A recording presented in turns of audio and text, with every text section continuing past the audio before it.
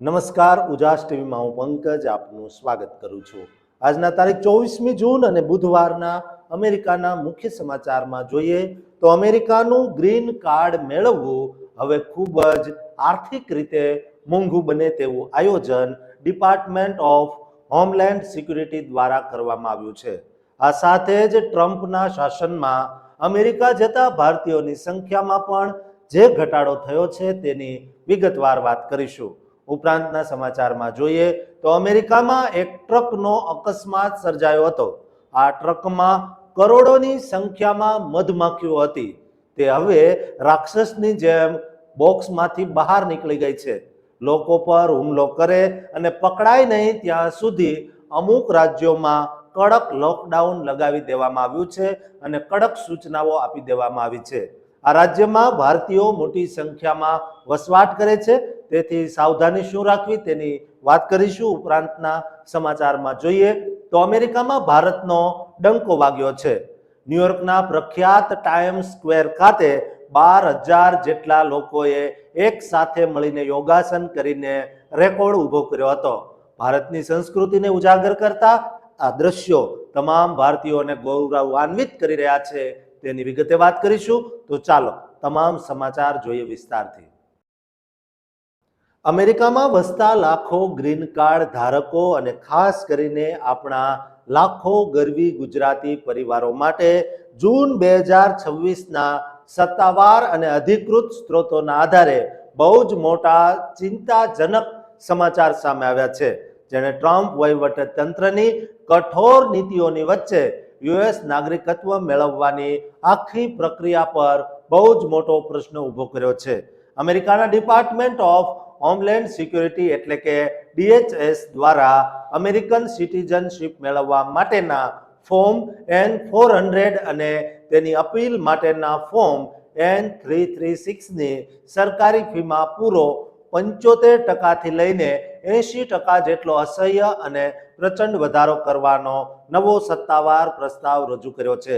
DHSનું કહેવું છે કે અરજી પ્રોસેસિંગ, સખત સ્ક્રીનિંગ અને વેટિંગ કરવા માટે થતો વાસ્તવિક ઓપરેશનલ ખર્ચ અત્યારની ફીમાંથી પૂરો થતો નથી, તેથી બેનિફિશિયરી પેઝના સિદ્ધાંત મુજબ જેને લાભ જોઈતો હોય તેણે જ આખો ખર્ચ ભોગવવો પડશે। આ કઠોર પ્રસ્તાવની અસલી કાનૂની વિગત એવી છે કે હાલમાં જે N-400 ફોર્મ પેપર દ્વારા ભરવા માટે $760 અને ઓનલાઈન ભરવા માટે $710 ફી લેવાતી હતી, તે હવે સીધી વધારીને પેપર ફોર્મ માટે $1,330 અને ઓનલાઈન ફોર્મ માટે $1,280 કરવાનો મોટો આદેશ કરાયો છે।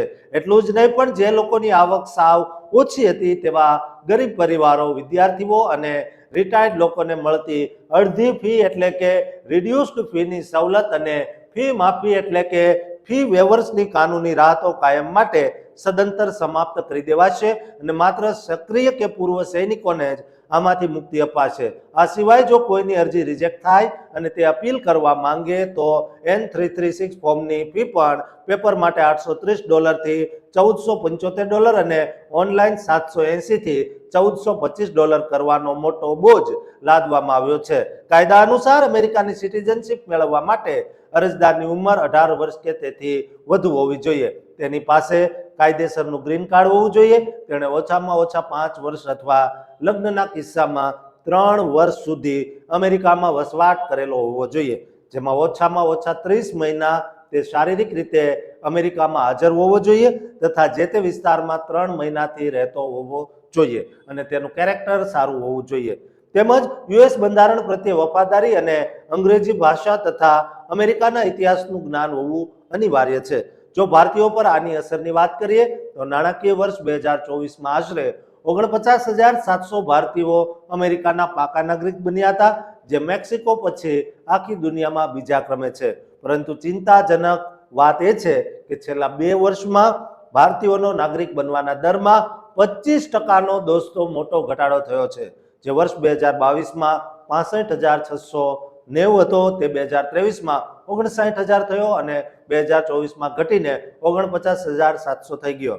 ભારતીયો સામાન્ય રીતે H-1B વિઝા અને એમ્પ્લોયમેન્ટ બેઝડ ગ્રીન કાર્ડ દ્વારા અમેરિકા જાય છે અને લાંબા સમયથી ગ્રીન કાર્ડ હોલ્ડર હોવાના કારણે આ પ્રચંડ ફી વધારો હજારો મધ્યમ વર્ગીય ભારતીય અરજદારોનું બજેટ સાવ ખોરવી નાખશે. હાલમાં આ કાયદો માત્ર એક પ્રસ્તાવ છે અને હજુ અમલમાં આવ્યો નથી, કારણ કે સરકાર દ્વારા જનતા અને સંસ્થાઓને પોતાના મંતવ્યો આપવા માટે આશરે ઓગસ્ટ 2026 સુધીનો 60 દિવસનો પબ્લિક કોમેન્ટ પીરિયડ આપવામાં આવ્યો છે અને ત્યારબાદ જ ફાઇનલ રૂલ જાહેર થશે. તેથી જે લોકો અત્યારે એલિજિબલ હોય તેઓ જૂની નીચી ફી સાથે uscis.gov પર જઈને અથવા વકીલની સલાહ લઈને તાત્કાલિક અરજી કરી શકે છે. દોસ્તો, આપણા મોટા ભાગના ગુજરાતીઓ ગ્રીન કાર્ડ માટે અરજી કરતા હોય છે. તેમને આ વિડીયો શેર કરજો, જેના કારણે તેઓને વધારે ફી ન ચૂકવવી પડે. દોસ્તો, તમામને શેર કરજો અને સાથે ચેનલને સબસ્ક્રાઇબ કરવાનું ચૂકતા નહીં. અમેરિકામાં જ્યાં ભારતીયો મોટી સંખ્યામાં વસવાટ કરે છે, તે ટેક્સાસ રાજ્યમાં વસતા લાખો ભારતીયો અને ખાસ કરીને વન્યજીવ પ્રેમીઓને સાવ ચોંકાવી મૂકનારા અને હાઈવે પર કટોકટી સર્જનારા એક અત્યંત અણધાર્યા અકસ્માતના સમાચાર સામે આવ્યા છે, જે સાંભળીને આખા ઓરેન્જ કાઉન્ટીમાં ભારે ફફડાટ છવાઈ ગયો છે.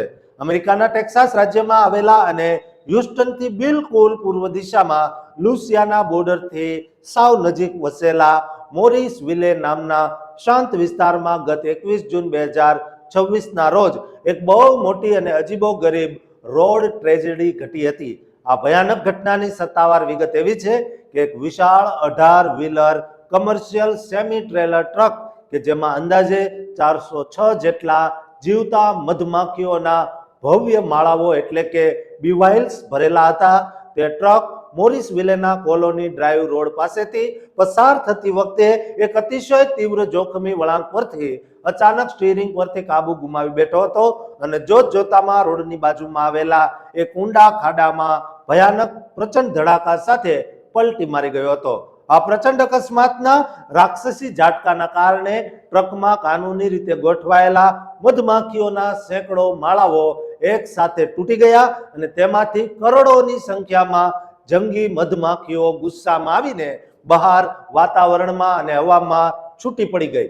આ મધમાખીઓની અસલી સંખ્યા વિશે આંતરરાષ્ટ્રીય મીડિયામાં બહુ મોટો સસ્પેન્સ પેદા થયો છે.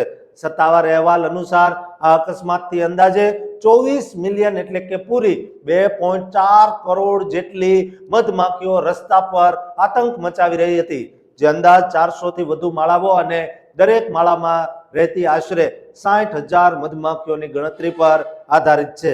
જ્યારે બીજી તરફ ધ ગાર્ડિયન, CBS, ફોક્સ અને KBTX જેવા વિશ્વસનીય અમેરિકન સ્ત્રોતો આ સંખ્યા અંદાજે 20 લાખ એટલે કે અપ ટુ 2 મિલિયન હોવાનો સત્તાવાર દાવો કરી રહી છે.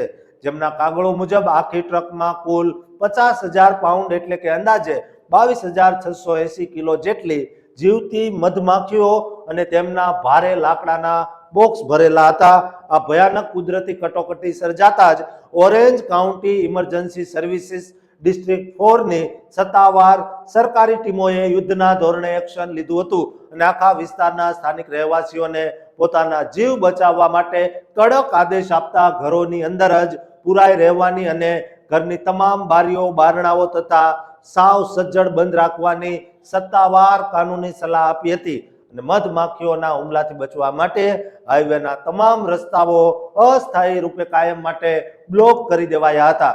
પરંતુ આ કટોકટી વચ્ચે મધમાખીઓ નાશ ન પામે તે માટે સ્થાનિક મોભાદાર બીકીપર્સ એટલે કે ક્વીન બી સપ્લાય LLC અને મૂર હની ફાર્મના નિષ્ણાતો તાત્કાલિક વિશેષ પ્રોટેક્ટિવ શૂટ્સ પહેરીને ઘટના સ્થળે પહોંચી ગયા હતા.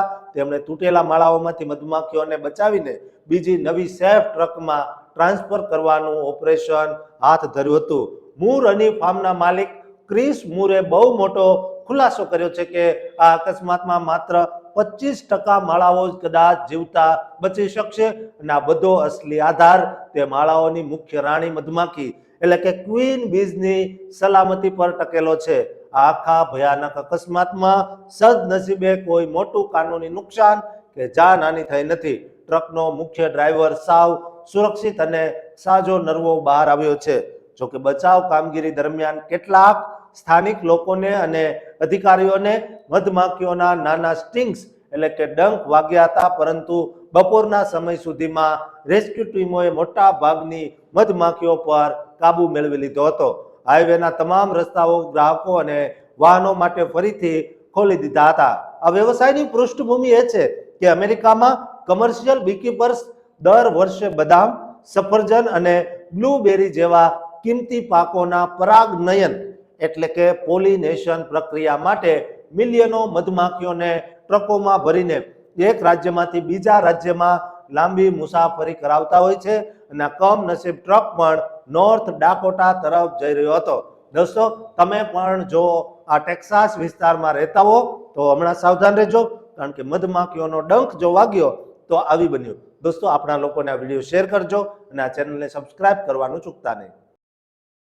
અમેરિકાના ન્યુયોર્ક શહેરના ટાઈમ્સ સ્ક્વેર ખાતેની પૂરા વિશ્વમાં વસતા ભારતીયો અને આપણા ગરવી ગુજરાતીઓનું ગૌરવ સાતમા આસમાને પહોંચાડે તેવા બહુ જ મોટા સમાચાર સામે આવ્યા છે.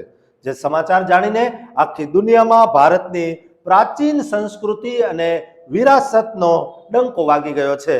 આંતરરાષ્ટ્રીય યોગ દિવસના ભવ્ય અવસરે અમેરિકાના શહેર ન્યુયોર્કના વિશ્વ પ્રસિદ્ધ ટાઈમ્સ સ્ક્વેરમાં શનિવારના રોજ એક સાથે 12,000થી વધુ લોકોએ યોગાસન કરીને એક નવો જ કીર્તિમાન રચી દીધો છે. દુનિયાના સૌથી વ્યસ્ત ચોક પૈકી એક ગણાતી આ જગ્યાએ અલગ અલગ દેશો, જ્ઞાતિઓ અને અસંખ્ય આંતરરાષ્ટ્રીય સમાજના લોકો માત્ર શાંતિ અને સકારાત્મક ઉર્જા મેળવવા માટે એકઠા થયા હતા. ચાલુ વર્ષે આ ભવ્ય આંતરરાષ્ટ્રીય યોગ દિવસ સમારોહના મુખ્ય આકર્ષણ અને હાર્દ સમાન બેંગલુરુ સ્થિત પ્રખ્યાત એસ વ્યાસા યુનિવર્સિટીના અધ્યક્ષ અને વડાપ્રધાન નરેન્દ્ર મોદીના પરમ યોગ ગુરુ ડોક્ટર HR નાગેન્દ્ર રહ્યા હતા. તેમણે સ્ટેજ પરથી જાહેરાત કરતા જણાવ્યું કે આ વર્ષે યોગ દિવસની મુખ્ય કાનૂની થીમ સ્વસ્થ અને લાંબી ઉંમર માટે યોગ રાખવામાં આવી છે. આયોજકોના ઓફિશિયલ ડેટા અનુસાર આ વખતે 12,000થી વધુ વૈશ્વિક લોકોએ આ કાર્યક્રમ માટે ઓનલાઈન સત્તાવાર રજીસ્ટ્રેશન કરાવ્યું હતું અને સહભાગીઓએ પોતાનો અદ્ભુત અનુભવ શેર કરતા કહ્યું કે ટાઈમ્સ સ્ક્વેર જેવી અતિશય ભીડભાડ અને કલશોર વાળી જગ્યાએ યોગ કરવો એ એક જાદુઈ અને અનોખો અનુભવ છે, જે સાબિત કરે છે કે બહાર ગમે તેટલી ભાગદોડ હોય પણ યોગની મદદથી મનની અંદર અદ્ભુત શાંતિ અને સ્થિરતા પ્રાપ્ત કરી શકાય છે. આ ભવ્ય દિવસના ઇતિહાસની વાત કરીએ તો સંયુક્ત રાષ્ટ્ર એટલે કે UN દ્વારા વર્ષ 2014માં ભારતના વડાપ્રધાન નરેન્દ્ર મોદીના સત્તાવાર પ્રસ્તાવ પર 21 જૂનને આંતરરાષ્ટ્રીય યોગ દિવસ તરીકે જાહેર કરાયો હતો અને ત્યારથી લઈને આજ દિન સુધી દુનિયાના 190થી વધુ દેશોમાં દર વર્ષે બહુ જ મોટા પાયે આ દિવસની ઉજવણી થાય છે. આ ખાસ અવસરે ન્યુયોર્કમાં આવેલા ભારતીય દૂતાવાસ એટલે કે ઇન્ડિયન કોન્સ્યુલેટમાં પણ યોગ ગુરુ HR નાગેન્દ્રના નેતૃત્વમાં એક વિશેષ કાનૂની ધ્યાન સત્રનું આયોજન કરાયું હતું, જ્યાં તેમણે સમજાવ્યું કે ઉંમર વધવાની સાથે શરીરમાં થતા નકારાત્મક ફેરફારોને રોકવા માટે વિશેષ પ્રાણાયામ અને યોગ એક અદ્ભુત પ્રાચીન વિજ્ઞાન છે, જે માત્ર શરીરને જ નહીં પણ માણસના મન, પ્રાણ, ભક્તિ અને બુદ્ધિને પણ સાચી દિશા આપે છે. ભારતના કોન્સ્યુલ જનરલ બિનય પ્રધાને ઓફિશિયલ નિવેદન આપતા જણાવ્યું કે અમેરિકાની ધરતી પર યોગની લોકપ્રિયતા અને ક્રેઝ બહુ જ પ્રચંડ રીતે વધી રહ્યો છે, જેનો અસલી પુરાવો ત્યાંના સેન્ટરોમાં વધતી લોકોની ભાગીદારી છે. જ્યારે ઉત્તર અમેરિકા રાજસ્થાન એસોસિએશન એટલે કે રાણાના પ્રમુખ પ્રેમ ભંડારીએ આ વૈશ્વિક શરૂઆત બદલ વડાપ્રધાન નરેન્દ્ર મોદીનો આભાર માન્યો હતો. પ્રેમ ભંડારી છેલ્લા એક દાયકાથી સંયુક્ત રાષ્ટ્રના મુખ્ય મથક અને અમેરિકી સંસદ પરિસર કેપિટલ હિલ જેવા અતિ પ્રતિષ્ઠિત અને સત્તાવાર સ્થળોએ પણ આવા ભવ્ય પ્રોગ્રામો સફળતાપૂર્વક ઓર્ગેનાઇઝ કરી રહ્યા છે. આખા કિસ્સામાં સૌથી મોટું અને રોમાંચક સસ્પેન્સ એ છે કે વર્ષ 2003માં 21 જૂનના દિવસે ટાઈમ્સ સ્ક્વેરમાં આ યોગ કાર્યક્રમની અસલી શરૂઆત માત્ર 3 લોકો સાથે જ થઈ હતી. તે નાનો છોડવો આજે 12,000 લોકોના વિશાળ વટવૃક્ષમાં બદલાઈ ગયો છે, જ્યાં આખો દિવસ 7 સાવ મફત અને ઓપન સત્રો ચલાવાય છે. આ મોટો કાર્યક્રમ ઇન્ડિયન કોન્સ્યુલેટ અને રાણા એસોસિએશનના સંયુક્ત સહયોગથી યોજાયો હતો, જેમાં અમેરિકાના ટોચના શિક્ષણવિદો, ઉદ્યોગ જગતના પ્રતિનિધિઓ અને ભારતીય અમેરિકન સમાજ ઉપરાંત સંયુક્ત આરબ અમીરાત, સર્બિયા, નેપાળ, રોમાનિયા અને મલેશિયાના હાઈ પ્રોફાઇલ રાજદ્વારીઓ અને ઓફિશિયલ પ્રતિનિધિઓ પણ હાજર રહ્યા હતા, જે સાંસ્કૃતિક સંબંધોને મજબૂત કરવાનું મોટું કામ કરે છે. દોસ્તો, ભારતીય સંસ્કૃતિને અને વિશ્વગુરુ તરફ ભારત જે આગળ વધી રહ્યું છે તેના વિડીયોને દરેક ભારતીય, દરેક ગુજરાતી સાથે શેર કરજો, દરેક NRI સાથે શેર કરજો અને આ ચેનલને સબસ્ક્રાઇબ કરવાનું ચૂકતા નહીં.